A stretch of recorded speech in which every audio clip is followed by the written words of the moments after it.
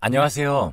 얼마 전에 둘째 아이를 출산하고 나서 산후조리를 마치고 아기와 집으로 돌아온 지 얼마 안 된 두 아이의 엄마입니다. 아기 낳고 회사도 휴직하게 되고 잠 줄이고 밥 줄여가면서 아기만 보는데도 정말 행복하네요. 둘째 태어나면 첫째한테 더 잘해줘야 한다. 둘째한테 자연스럽게 애정이 더 가니까 첫째에게 특별히 신경 써야 한다. 이런 소리 엄청 많이 들었는데 저는 그렇지도 않더라고요. 오히려 첫째한테 더 정이 가고 둘째 돌보면서 첫째 챙기는 게 힘든 걸 알면서도 첫째가 유치원에서 하원하는 시간이 너무나 기다려집니다. 이번에 둘째 산후조리 하면서 더 첫째한테 미안하고 애틋한 마음이 들었어요. 산후조리를 친정집에서 친정엄마가 손수 다 해주시고 미역국도 끓여주시고 하셨는데 첫째 때는 그런 게 없었거든요. 아예 산후조리라는 걸 제대로 챙기지도 않았었죠. 그때는 제가 친정엄마 손에 산후조리라는 걸 받을 수 있게 될 거라고는 상상도 하지 못했습니다. 정말 힘든 시간이었고 친정엄마는 제 곁에 안 계셨으니까요. 아니, 친정엄마가 있다는 것도 잊고 살았었죠. 그런데 이제는 이렇게 친정엄마 손에 산후조리도 받아보고 시간 나는 대로 오셔서 첫째도 돌봐주시고 유치원 하원도 시켜주시고 무엇보다 우리 딸도 아직 애기인데 벌써 애기를 둘이나 낳았어? 하시면서 늘 저를 가장 먼저 생각하시는 우리 엄마를 보면 정말 행복해요. 남편도 저희 엄마한테 늘 감사하다고 하고 자기도 회사 일 바쁜데 최대한 저를 많이 도와주곤 한답니다. 정말 감사하죠. 이렇게 제가 행복한 가정을 가지게 되고 벌써 아이가 둘이라는 게 가끔 믿겨지지가 않아요. 그 전까지의 제 삶은 정말 살아남은 게 대단하다고 스스로 생각할 정도로 힘들고 우울한 날들의 연속이었거든요. 그래도 죽지 않은 것에 너무나 감사합니다. 이렇게 행복을 찾았잖아요. 저는 어린 시절 할머니 손에 자랐습니다. 부모님이 안 계셨던 건 아니고 아빠가 계셨어요. 하지만 아빠는 제가 태어나기도 전에 회사 부도로 직장을 잃으셨습니다. 그리고 다시 변변한 직장에 취직을 하지 못하셨지만 돈은 벌어야 하니까 막노동을 전전하셨고 그러다 보니 술을 많이 드시게 되셨어요. 회사원이었던 당신이 벽돌 나르고 시멘트 나르고 먼지 구덩이에서 일하는 게 자괴감도 드시고 많이 힘드셔서 현실의 환멸을 느끼셨겠지만 하지만 그걸 핑계로 삼아서는 안 되는 거였어요. 아빠는 술을 드시면 집안의 물건을 죄다 부수고 폭력적인 모습을 보이셨거든요. 아직 젊었던 엄마는 그런 아빠를 보면서 두려움에 떨며 출산하는 날만을 기다렸대요. 아기가 태어나면 나아지지 않을까 작은 희망을 걸면서요. 그리고 제가 태어났습니다. 하지만 아빠는 하나도 변하지 않았고 이제 취직은 포기하고 아예 하루 벌어 하루 먹고 사는 막노동판에 완전히 적응해버리셨어요. 그리고 그렇게 버신 건 거의 본인이 다 써버리셨고요. 아마 술값이 대부분이었을 테죠. 생활비는 아주 조금밖에 없었습니다. 당신이 어떻게 그럴 수가 있어요? 누구는 산후조리도 제대로 못하고 나가서 건물 화장실 청소나 하는데 어떻게 다른 여자를 만나요? 돈 벌어다 주잖아. 근데 뭐가 불만이야? 지금까지 내가 벌어다 준 건 뭔데? 근데 내가 스트레스도 좀 못 풀어? 아빠는 다른 여자들을 만나고 다니기 시작하셨습니다.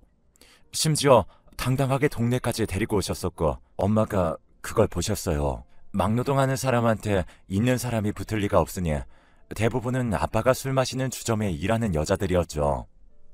저를 낳고 아르바이트나 청소 일을 하시며 생활비를 버시던 엄마는 깊은 배신감을 느끼셨어요. 결국 엄마는 저를 친할머니 집에 놓고 짐을 싸서 집을 나가버렸습니다. 자신이 그동안 번 돈을 모두 넣은 통장을 같이 남기셨어요. 미안해, 은하야. 엄마가 꼭 돌아올게. 엄마가 돈 많이 벌어서 꼭 너 데리러 올 거야. 엄마가 정말 사랑해, 우리 딸. 어머님, 이 통장 안에 든 돈은 어머님 아들 손에 절대 못 들어가게 해주세요. 적은 돈이지만 오로지 은하 위에서만 써주세요.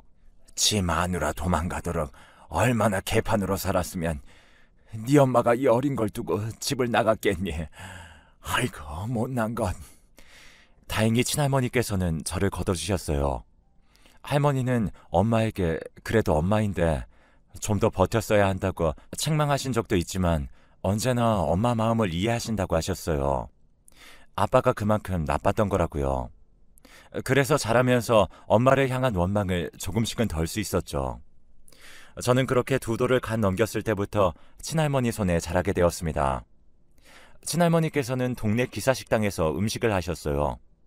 그래도 수입은 있으셨으니까 저를 돌보셨겠지만 아빠는 엄마가 집을 나가든 말든 늘 술만 드시고 여자들 만나고 다니셨고요. 남들처럼 유치원도 못 가고 좋은 옷도 못 입었지만 그래도 할머니의 사랑은 있었습니다. 할머니는 본인 배 비워가면서 제게 고기 만찬을 해다 먹이셨죠.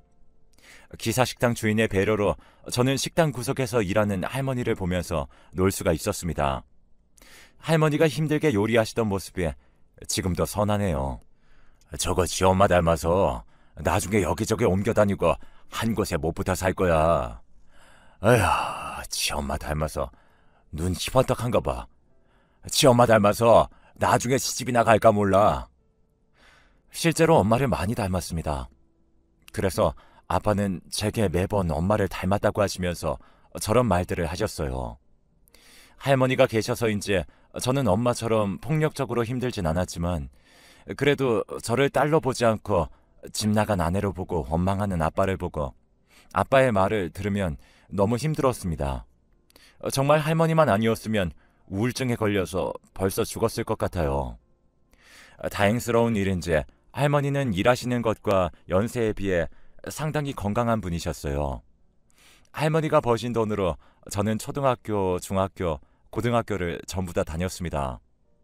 물론 정말 비교하면 심하게 가난한 아이이긴 했지만요. 정부 지원금도 받았고 학교에서 학기마다 불려가서 기초수급자 같은 그런 안내도 받아야 했고요. 그래도 학교 다닐 수 있었던 것만으로도 감사했어요.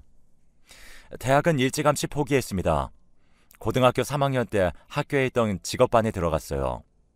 가서 뭐 컴퓨터도 배우고 자격증도 따고 하면서 졸업 후 바로 취업을 했고 운 좋게 3학년 2학기 때 면접을 보고 지원한 회사에서 합격 통보를 받아서 컴퓨터 관련 사무직으로 일을 하게 되었습니다. 낮에는 학교 가서 출석 체크만 하고 바로 출근해서 일하는 시기였죠. 처음 월급 받아서 할머니 가져다 드리니까 할머니가 우시더라고요. 아이고, 애기가 이렇게 예쁘게 잘 자랐는데 지 엄마가 보면 얼마나 후회할 거야. 자기 딸이 이렇게 잘 자라준 것도 모르고 나가고 하시면서요. 저는 할머니, 이건 다 할머니 용돈이야. 무조건 할머니가 다 써. 아빠 절대 주지 말고. 아니, 내가 월급 받았단 얘기조차 하지 마. 라고 당부를 드렸죠. 하지만 할머니는 그 돈으로 제 신발을 사오셨더라고요. 그런 할머니를 보면서 저는 이제 내 진짜 부모는 할머니다. 아빠가 나한테 어떻게 대하든 월급을 가져오라 마라 하든 난 할머니 보면서 돈 벌어야지 하고 굳게 다짐했습니다. 그런데 참 철이 없었어요. 돈 벌 생각만 하고 다른 곳에 한눈 팔지 말고 정신 차리고 일만 했어야 하는데 분수에 맞지도 않게 남자랑 눈이 맞아버린 거죠. 제 나이 23살이었습니다. 회사 사람들이랑 업무상 어느 갤러리 한 곳에 가게 되었어요.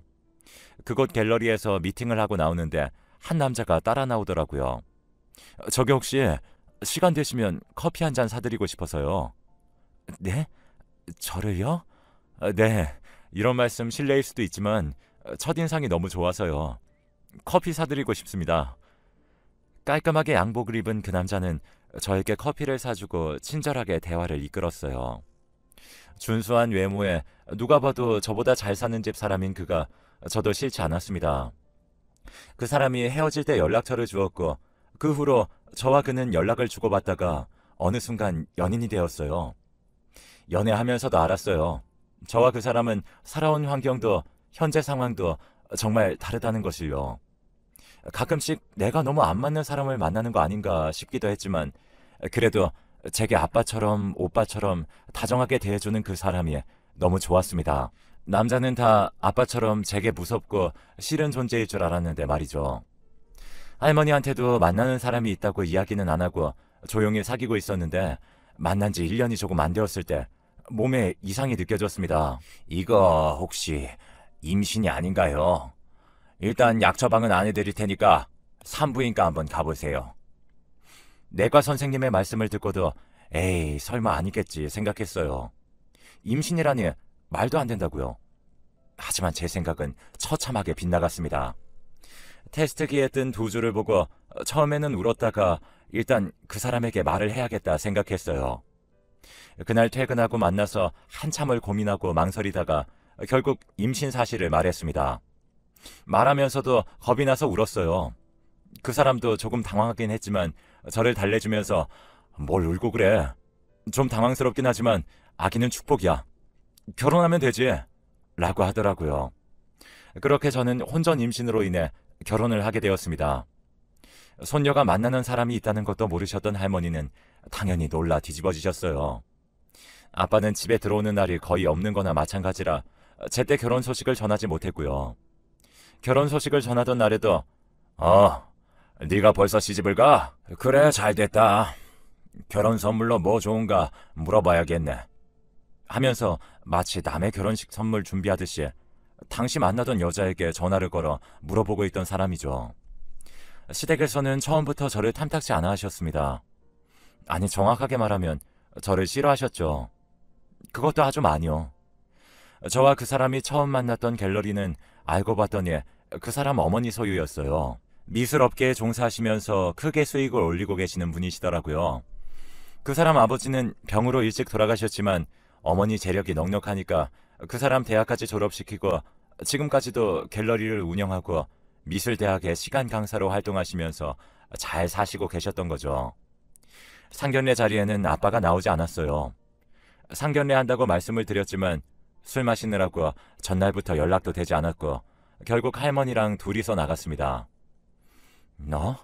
상견례 자리에 아버지란 사람이 안 나왔다고? 아휴, 완전 콩가루 집안이네. 네 아버지도 널 포기했구나. 설마 결혼식 할 생각은 아니지? 일단 애부터 낳고 너 시집 들어와서 하는 거 보고 결정해야지. 이렇게 너희들끼리 갑자기 결혼 결정하고 하는 거 친척들한테도 말하기 민망하고 집 구해서 요란하게 살 필요 없어. 당장 들어와서 살고 애 낳으면 나가던가 해. 할머님은 혼자 혼주석에 앉으셔야 할 텐데 괜찮으시겠어요? 뭐 사돈 될 사람은 상견례도 안 온 걸 보면 혼주 역할도 잘 못할 게 뻔하긴 하다만 저희 할머니한테까지 그러시면서 처음 본 저를 무참히 까내리시는데 정말 할머니께도 죄송하고 저도 서럽더라고요. 이해는 충분히 해요. 엄마도 없이 할머니 밑에서 자란 고졸 출신 아이가 자기 귀한 외아들의 아기를 가져서 결혼한다는데 당연히 안 입고 오셨겠죠. 그래도 저희 할머니는 손녀딸 시집은 잘 보내야 한다시면서 예, 사부인 말씀이 다 맞습니다. 옳습니다. 하면서 그 사람의 어머니에게 다 맞춰줬습니다. 그렇게 저는 결혼식도 올리지 못하고 혼인신고만 한 후에 바로 그 사람과 그 사람 어머니가 같이 살던 집으로 들어가 결혼 생활을 시작하게 됐어요. 제가 뭐라고 할 수 있는 자격도 없었죠. 입덧 때문에 힘들어서 회사에도 휴가를 내야 했습니다. 하지만 일하는 게 낫다 싶을 정도로 시댁 생활은 지옥이었어요. 우리 아들 옷은 네가 다 빨아라. 원래 결혼한 남자는 아내 말고 다른 사람 손 타면 안 돼. 얘 그렇게 가만히 앉아있다가는 애 머리 크게 태어난다. 가서 설거지라도 하던가 그렇게 가만히 있지 좀 마라. 너 책은 좀 읽니? 저기 예전에 애 아빠 책 모아놓은 거 있는데 가서 아무 거라도 좀 읽어. 그래도 네 새끼인데 너처럼 고졸 만들어주고 싶니? 남들은 며느리가 합가하면 아주 그냥 몇 첩 반상을 차려내놓는다는데 아휴 내 팔자는 이게 무슨. 하루 최소 3번은 듣는 모욕적인 말들에 저보다 뱃속 아기가 더 걱정되었습니다. 언제나 저를 경멸의 눈길로 바라보는 어머님도 무섭고 미웠고 집안일 하는 건 상관없었지만 그런 폭언들과 모욕적인 말들을 뱃속 아기들에게 들려줘야 한다는 게 너무나 미안했어요. 아기는 딸이었습니다. 딸이라는 소식에도 이왕 가질 거면 아들을 가져야지 원. 첫째부터 딸이라니 이게 무슨 하면서 저를 깔보듯이 내려다보던 어머님이었어요. 남편은 회사 일로 바빠서 밤늦게 들어왔다가 아침 일찍 나가곤 했습니다. 그래도 퇴근하면 저와 몇 마디 대화도 하고 다정하게 대해주지만 피곤한지 금세 골아떨어지게 일쑤였다죠. 그렇게 저는 점점 어둡고 우울하고 외로운 며느리, 아니, 거의 가정부가 다 되어갔어요. 뱃속 아기 생각하면서 힘든 거, 서러운 거 다 견뎠습니다. 엄마가 울면 뱃속 아기도 운다고 해서 울고 싶어도 참아가면서 네 어머님 하고 고분고분하게 굴었어요. 최대한 덜 밉보이자 싶어서요. 출산하는 날에도 어머님은 신경 하나 안 쓰셨고 진통이 와서 제가 직접 구급차를 불러서 병원에 가서 아기를 낳았습니다. 남편은 퇴근 후에 병원으로 왔고 제가 집에서 진통 오는 것도 안 보셨던 어머님은 한 번도 병원에 오시지도 않으셨어요. 딸 봐서 뭐하냐가 이유였죠. 저희 할머니는 저 출산했다고 미역국 싸들고 병원 오셔서 우시는 거 보고 저도 같이 울었습니다. 그래도 아기가 태어나고 나면 나아질 줄 알았는데 손자가 아니라 손녀라는 이유로 저는 너무 미운 털이 박혔어요. 우리 딸도 마찬가지였고요. 태어난 지 100일도 안 된 아기에게 얼른 키워서 독립시켜야지 이런 말을 아무렇지 않게 하셨기에 저는 아기 귀에 나쁜 소리 다 씻겨가라고 목이 쉬도록 예쁜 동료를 불러줬습니다. 그러던 어느 날이었어요. 아기 100일이 지난 직후였죠. 이제 결혼식 해야지. 날 잡아놨고 민석이한테도 말할 거니까 그렇게 알아. 결혼식이요? 그래. 주변에서 암암리에 내 아들내미 결혼하고 애까지 있다고 다 알고 있는데 보는 눈이 있어서라도 식은 올려야지. 안 그랬다간 나랑 내 아들 체면이 뭐가 되겠니? 결혼식을 하려는 이유도 저를 위한 것이 하나도 없었지만 저는 알겠다고 했습니다. 그리고 그날부터 아기 안고 어머님이 시키는 대로 여기저기 불려다니고 따라다니면서 결혼식을 준비했어요. 결혼식의 모든 것, 심지어 드레스까지도 어머님이 다 결정하셨고 남들이 다 한다는 웨딩 사진이나 드레스 입고 공주놀이 그런 건 하나도 못했습니다. 드레스도 제 스타일이 아닌 드레스였죠. 길게 할 것 없고 꽃이고 장식이고 화려하게 준비할 필요도 없어요. 그래도 여기가 꽤 이름 있는 웨딩홀이니까 알아서 체면 차리고 싶은 만큼만 준비해 주세요. 그래도 아드님 결혼식인데 괜찮으시겠어요? 어머, 우리 대표님 역시 세심하시네. 괜찮아요. 어차피 얘랑 나란히 서 있으면 우리 아들은 자동으로 빛나니까. 웨딩홀 상담과 예약에서도 저는 생판 모르는 남들 앞에서 무참히 깔아뭉개졌습니다. 얼굴이 화끈거려서 아기만 바라보고 아무 말도 못했네요. 제 결혼식이지만 저를 위한 건 하나도 없었어요. 결혼식 당일에 드레스를 입은 저를 보면서 아이고 내 새끼 너무 예쁘다 라며 우시는 할머니를 보면서 저도 애써 웃었습니다. 아기는 할머니가 안고 계셨어요. 그래도 딸 결혼식이라고 웬일로 멀끔하게 나타난 아빠도 있었고요. 제 결혼식은 정말 전형적인 결혼식으로 진행됐어요. 주례자 선생님도 어머님이 모셔오신 분이었고 정말 흔하디 흔한 주례사가 이어졌죠. 자, 그럼 다음으로는 신랑의 어머니께서 말씀 한마디 하시겠습니다. 사회자의 말에 저는 불길함을 느꼈습니다. 그리고 그 예감은 틀리지 않았고요. 너 같은 애가 우리 집안에 시집 오는 걸 감사히 생각해야 한다. 딸 육아는 힘들 것도 없고 몸 관리 잘해서 아들 꼭 낳아라. 제사랑 친척 어르신들 일정도 이제 결혼식까지 다 했으니 네가 꼼꼼하게 챙겨야 한다. 등등. 정말 많은 하객은 아니었지만 그래도 모르는 사람들도 있는 그 자리에서 저는 무참히 짓밟혀지는 기분이었고 남편도 표정이 난감해지더라고요. 그렇게 어머님의 말이 끝나고 자리로 돌아가 앉으신 뒤에 다음 행진이 이어지던 순간이었어요. 죄송하지만 저도 한마디 해야겠는데요. 어떤 아주머니가 우아하게 일어서시면서 말씀하셨어요. 어디서 본 듯한 얼굴이었습니다. 어머 대표님, 여기 와 계셨어요? 아유, 어떻게 이런 자리까지. 그런데 어머니 말고도 대표님을 보고 놀란 사람이 한 명 더 있었어요. 그건 바로 제 아빠였죠. 당신이 어떻게 여길... 오랜만이네요. 그동안 잘 지낸 것 같지는 않으니까 굳이 안부는 안 물어볼게요, 은하 아빠. 엄마? 멍한 저를 보고 대표님은 잠시 동안 슬프게 웃으시더니 눈물을 참는 것 같은 표정을 지으셨어요. 신랑 어머니가 한 말씀 하셨으니까 신부 어머니인 저도 한마디 해도 안 될 건 없겠죠?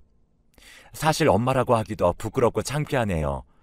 저렇게 딸이 착하고 예쁘게 잘 커졌는데 저는 멍청하게 딸을 떠나서 해준 게 없었으니까요. 제 팔자가 안 좋아서 그런 거겠지만 저는 피덩이인 제 딸을 두고 저 혼자 살겠다고 도망쳐 나온 못돼 먹은 여자입니다. 도망쳐 나와도 우리 딸이 미친 듯이 그리웠는데 전 남편이란 인간 옆으로 돌아가기는 죽어도 싫었어요. 그래서 악착같이 일이란 일은 다 했고 그렇게 거칠게 살다가 지금의 남편을 만나게 되었습니다. 엄마는 턱짓으로 한쪽을 가리켰고 그곳에는 양복을 멋지게 입은 아저씨 한 분이 엄마를 바라보며 미소를 짓고 고개를 끄덕이고 계셨어요. 남편은 수많은 세월 동안 저를 사랑해주고 제가 하고 싶었던 것들에 대해 할 수 있도록 물심양면 지원해준 고마운 사람입니다. 그 덕에 제가 지금은 이렇게 대표 소리까지 듣고 있네요. 그리고 한 번 호흡을 고른 뒤에 엄마는 어머님의 눈을 똑바로 바라보고 작심한 듯 하객들 앞에서 말했습니다. 저 못돼 처먹은 여자 밑에서 내 딸 고생하게 못합니다. 이제 와서 엄마 권리 주장하기도 정말 부끄럽지만 그래도 최소한의 애미가 할 수 있는 일은 해야죠. 저 아줌마 지금 수업 나가고 있는 대학교 다시는 교단에 못 설 거예요. 정식 교수도 아니고 시간 강사로 일하시죠? 이미지 관리하시려고요. 곧 연락이 가겠지만 학장님이 제 남편과 막연한 사이인데 교수들이 인성을 꼼꼼하게 보시는 분이시라 저한테 이제라도 알려줘서 고맙다고 하시더라고요. 그리고 지금 운영 중인 그 갤러리도 마찬가지고요. 알고 보니 힘들게 일하는 작가님들 작품 갖고 중간에서 장난질하고 갑질하고 그러셨더라고요. 제가 그 작가님들 따로 만나서 작품들 내리라고 했습니다. 물론 그만한 대가를 충분히 지불하고 그쪽보다 훨씬 더 좋은 갤러리도 소개시켜줬고요. 아마 당신은 더 이상 작가들 작품 갤러리 전시조차 못하게 될 겁니다. 한마디로 당신 이제 끝났어. 알았어? 어머님은 제가 정말 지금껏 상상도 못했던 파리한 낯빛으로 엄마를 보고 있었어요. 아빠도 마찬가지였죠. 그리고 자네, 선택해. 부부라는 건 서로가 동등한 입장에서 서로 사랑하고 아끼면서 힘든 거, 기쁜 거 다 함께 하면서 살아가는 거야. 지금까지도 이 지경인 거 보면 자네도 우리 딸하고 결혼해서 애 낳고도 중재자 역할 제대로 못한 것 같은데 이제라도 마음 결정하고 내 딸 이대로 살게 할 거면 당장 이혼해. 그날의 결혼식은 그렇게 난리판으로 끝났어요. 아직도 저희 엄마 손 붙들고 빌던 어머님의 얼굴이 생생하게 기억나네요. 대표님, 아니 사부인, 제가 잘못했어요. 제가 다 잘못했고 앞으로 우리 은하 잘 챙길 테니까 제발 그러지 말아주세요. 이 미술계는 이미지가 생명인데 제가 이렇게 싹싹 빌겠습니다. 이렇게 비굴하게 굴겨면 진작에 그러지 말았어야죠. 내 딸을 천한 며느리 취급해서 힘들게 했으면서 그런 말이 나와요. 내 딸이 받은 고통 당신도 직접 겪어봐야 되지 않겠어요? 그러니까 앞으로 반성하며 사세요. 아셨어요? 하고 면전에 면박을 주며 제 손을 이끌고 결혼식장을 나오셨어요. 엄마는 하루라도 저를 잊으신 적이 없다고 하셨습니다. 하지만 엄마가 재혼을 하는 바람에 쉽지 않으셨고 자식들이 모두 출가한 후에야 저를 본격적으로 찾기 시작했다고 하더군요. 제 주민번호를 다행히 알고 계셨기에 제 신원조회를 통해 저를 찾을 수 있었다고 했어요. 그리고 그 무렵 제가 시모에게 무시당하면서 살고 있다는 걸 알게 됐다고 했습니다. 그리고 제가 결혼식을 한다는 걸 어떻게 아시고는 그때부터 계획을 세웠다고 했어요. 그래서 제 결혼식을 엄마 웨딩홀에서 하기 위해 시모 갤러리에 가서 비싼 미술 작품을 사주며 시모를 살살 꼬드겨 결국 결혼식을 엄마 웨딩홀에서 할 수 있게 됐다고 하더군요. 이 모든 사실을 알고 엄마의 치밀함에 한 번도 놀라지 않을 수가 없었어요. 그날 저녁에 저는 엄마와 할머니 집으로 갔습니다. 엄마는 할머니 앞에서 무릎을 꿇고 죄송하다며 엉엉 우셨고 할머니는 네 마음 다 안다. 다. 그래도 은하, 내가 잘 키웠다. 하시면서 엄마 손을 잡고 같이 우시더라고요. 저는 그날 엄마 품에서 마음껏 울었습니다. 이상하게 원망하는 마음이 하나도 들지 않더군요. 그저 엄마도 아빠 옆에서 힘들었겠지? 엄마한테는 할머니도 없었어. 라고 생각하니까 이해가 충분히 되더라고요. 은하야, 엄마가 정말 미안해. 이제 엄마가 은하 잘 챙겨주고 보살펴줄 거야. 이혼해도 돼. 이제 엄마가 다 돌봐줄게. 엄마의 생각과는 다르게 다음날 남편은 바로 저를 찾아와서 무릎을 꿇고 용서를 빌었어요. 내가 남편 역할을 제대로 하지 못했어. 미안해 여보. 이제 너한테 집중하고 우리 아기한테 집중할게. 엄마랑도 이제 연락하지 않을 거야. 라고 말이죠. 엄마의 새 남편은 정말 좋은 분이셨습니다. 아빠보다 더 아빠같이 저를 맞아주시고 따뜻하게 환영해 주셨거든요. 야, 역시 40 넘어가도록 노총각이던 나랑 결혼해서 건사해준 여자 딸내미답게 예쁘게 생겼네. 아휴, 우리 은하가 나보다 100배는 더 예쁘지. 무슨 소리예요. 따뜻한 그 모습에 저도 모르게 아빠라는 말이 금방 나왔는데 그 말을 들으신 아저씨는 눈물까지 글썽이며 맞아, 그래, 내가 은하 아빠야, 은하 아빠 하고 감격하시더라고요. 할머니도 엄마가 좋은 아파트로 이사시켜드렸습니다. 그 위층에는 저와 남편이 들어가서 살게 되었고요. 그리고 남편도 저도 어머님에게 한 번도 연락하지 않았습니다. 전화기가 불이 날 정도로 연락이 왔을 때 번호를 아예 바꿔버렸거든요. 번호를 바꾸기 전에 수습하실 일도 많으실 텐데 이게 무슨 시간 낭비세요 하고 문자 한 통 날려드렸죠. 저는 엄마랑 지난날의 회포도 풀고 엄마의 도움으로 약해진 몸도 잘 치료받고 회복을 했고 새아빠의 든든한 지원으로 사이버 대학도 다니며 공부도 했어요. 그리고 원하는 일을 할 수 있는 회사에도 다니게 되었고요. 남편은 새아빠의 추천으로 더 좋은 회사에 다니게 되었고 자기가 더 노력해서 승진도 잘했습니다. 사이버 대학을 졸업하고 나서 몇 달 뒤에 둘째를 임신하고 이제 출산을 한 거고요. 지금까지도 어머님과는 절대 연락 안 하고 있습니다. 남편도 마찬가지고요. 아마 외아들이 그렇게 손절한 게 어머님 당신한테는 가장 큰 벌일 수도 있겠네요. 앞으로는 제 행복 생각하면서 우리 큰딸이랑 둘째 아들 잘 키우면서 행복하게 잘 살아보겠습니다. 우울하기만 한 것 같은데 제 이야기 끝까지 함께 해주셔서